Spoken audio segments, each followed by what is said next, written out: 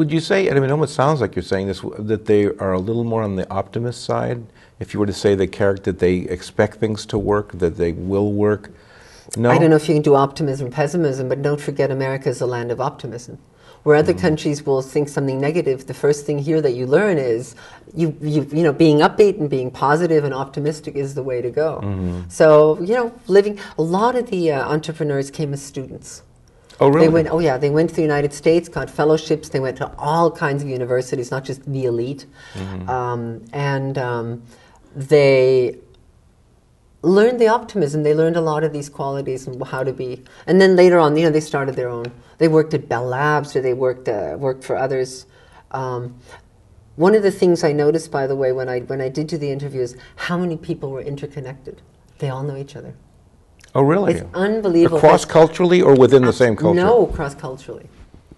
So I was network or stay connected or something like that? I was interviewing Cameron Elayan, who's a fabulous entrepreneur who's also an incredible philanthropist. He does things like put in refugee camps, put internet into refugee camps. Oh, wow. To build work, to build communications. And I had also interviewed a Saudi Arabian businessman, Khalid Olayan, who owns the Olayan Group. They knew each other. Where? From the World Economics Forum.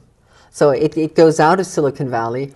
But within Silicon Valley, a lot of people have worked together. So they do network together. Oh, totally. Yeah. Okay. Absolutely. Okay. Let's see. How about the factors that contributed to their success? Maybe some common success attributes, or you already said somewhat. You didn't say optimism, but believing things are going to work. You know, I think a lot of the people, if you talk to them, and they're quite humble, I have to say, luck and right time, right place.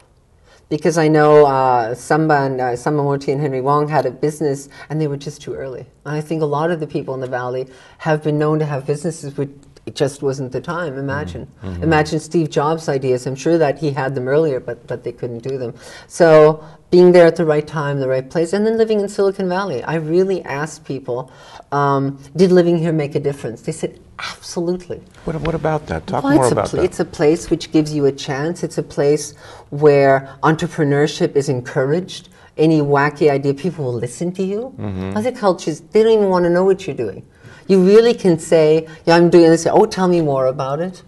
And then the incredible network.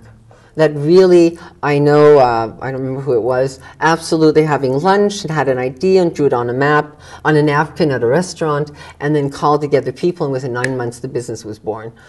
So you live in an area where you can get people to support your ideas, and I mean, look how smart everyone is around here. It's that's the directly intimidating. That's the other thing, right? I guess because people are pretty sharp, they can advance your idea. Have you thought about this? You have actual sounding boards, right? Absolutely. And people want to collaborate.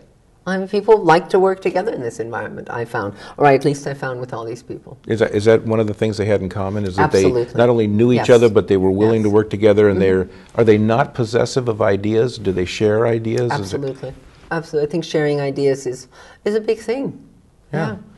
So we're actually getting to it a little faster than I thought we would, which is great. You have a wonderful section in the back of the book of recipes for success, and this is sort of bringing together what works and what doesn't work. And you brought a graphic that I thought we would show our audience, and I'll go through the bullet points, and you can talk about it, and you have some notes about to remember some stories. I have some notes with names on them, so I can remember whom to. So there's a handful of recipes for success, but the first one is to stand out from the crowd. Which is kind of hard in this area, because you're with the top of the top, where everyone is so bright and adventurous and wants to do something. And Art DeGius, who's the co-founder of Synopsys and the CEO, always said, really develop a skill very deeply. Have one really good set of skills, and then persevere. Suhas Patil, who, Cirrus Logic. So many people, I don't know what they all do. Cirrus Logic, lots of people. He thinks you should get a Ph.D. He said the Ph.D. is really a good training to develop yourself, to know how to work in solitude. It's difficult. Really trains you to be that's his opinion, really trains you to be an entrepreneur.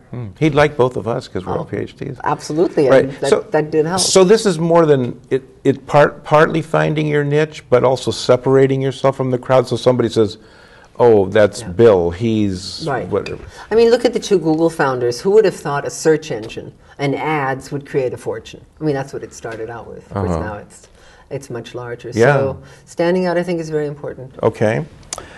Strive for excellence. They all strive for excellence. Trying to find who I wrote down for strive for excellence. I just think that's something that the bar is set much higher here.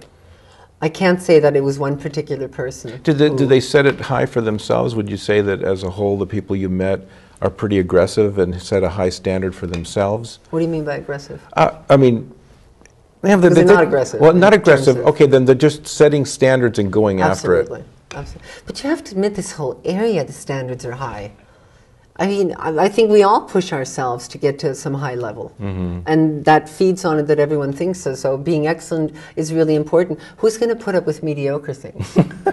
None of us do. And they're not going to be successful if it's mediocre. So yes, I think that's very important, raising the bar. Okay. And you say that they talked about taking a chance, so that's one of the things to take from it. I think that's such a key to America and to Silicon Valley, is taking this chance. You can fail here. You cannot fail in other cultures. You can't fail in Europe. You have a big F for failure on your forehead. It's like, oh my God, he failed. And then you walk away. And here it's almost a badge of honor. Oh, he had a startup, but he failed. What are you doing now? So people are very interested. So, I mean, don't you have the same reaction? Someone failed? That is so interesting. Good for him. He tried. He failed. Hey, he's going to do well the next time. Why do you think that is? Why do you think I think that's in the American mentality. Look at the pioneers. Look at the settlers. I mean, they tried. They persevered. And who cared if they failed? I think it's just a culture in America. It's very interesting. A lot of my clients worry about being laid off. And it's so that they were laid off and how it might look. No. And interviewers, unless the gap is really long, they just expect that you were laid off. So in a way, you could see that as a failure, right? Absolutely. Especially if everyone around you is getting happy. Right. I mean, it's a lot easier. And I guess if you told the story of most successful entrepreneurs, they had a string of failures. Well, look at Wu Fu Chen, where he failed. It was huge for him to come from university, one of the best, in the world, and then he doesn't get into Berkeley. But they were all willing to risk it, and he talked about it, which I thought was great. Okay. I love his name, Wu Fu. I know. And he's fabulous. He's very funny. Is he? He's a wonderfully funny Chinese man. Is he? Chinese have lots of very good sense of humor, by the way. Oh, wow. Yeah, okay. I have a lot of fun with my clients. Okay. You also say, keep at it, push yourself. Qi Lu is senior vice president at Yahoo. He's now with Microsoft. He comes from a very simple Chinese village, and I met him at 5:30 in the morning or 6 at Yahoo. He wanted to meet me early. He gets to work at 4. 4? Yeah, and I'm sure he still does at Microsoft. Gets to work at 4, and he works late sometimes until 1 o'clock. He just says, I love what I do. I'm passionate about it. Wow. For me, that's just challenging, and that's what he likes doing. Isn't that wonderful when a person can combine what they're passionate about with what they're able to do and then perform at a high level and enjoy it as well? I find that very typical of this area, though. Really? When you hear people complain about their jobs, you really don't. Yeah. And you don't hear too many people say, how's it going? And they say, nah, not much is going on. They always say, I'm really doing a lot, Well, they have to. Yeah, of course, that's true. I mean, the American way is, hi, how are you? Fine, how are you? Thanks, bye. Yeah. So, I mean, they wouldn't dare say something really. Not much, yeah. Every once in a while I say, well, that's the short story anyway. How's it going? Fine. I like that. That's a good one. Okay, you also say, be a leader. Yeah, I mean, they're all leaders. They really are. Some of them I interviewed weren't necessarily startup creators. They were also in corporations. But one of the people that I actually remember, I think Eric Benamou, was Israeli, is Guy Gecht, who is CEO of EFI, and he said something, let me just check my notes, something like it's much more important to pick the right decision, even if it comes from others, than to be right. And I think that's a real good sign of leadership. Say a little more about that. Pick the right, say it again. In other words, let's say you have an idea. You're the CEO, you're going to push this through.